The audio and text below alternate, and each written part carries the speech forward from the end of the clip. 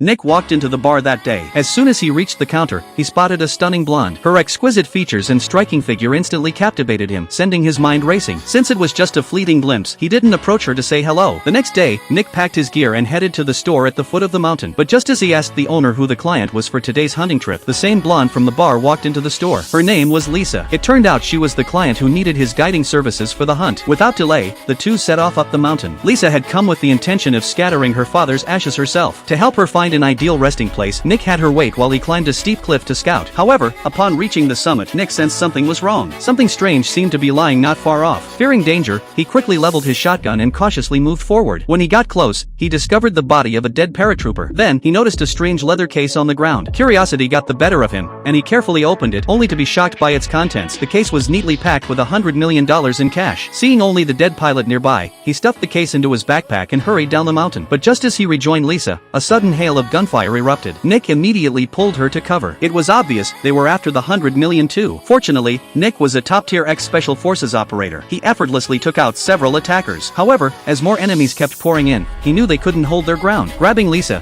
he ducked into a dense patch of woods. They hadn't gone far when Nick realized Lisa had been shot in the thigh at some point. Without prompt treatment, her life was in immediate danger. He quickly rolled up her pant leg to examine the wound. Impatient with his pace, Lisa decisively unfastened her belt herself, allowing him better access. After a quick patch-up, she reluctantly pulled her pants back up, and they continued fleeing the pursuit. With Lisa slowed by her injury, Nick decided to stash the $100 million in a hollow tree trunk, planning to retrieve it once safe. With that settled, they pressed on. After what felt like hours, they finally reached the main road at the mountain's base. Just then, a car happened to be driving past. After some pleading, the driver finally agreed to give them a lift. A few days later, the two met up and returned to the spot where the cash was hidden. Nick opened the case, ready to split the fortune. But just as he did, Lisa unexpectedly pulled out a pistol and put a bullet in him. In her mind, nothing mattered more than the money, especially not just another Nick.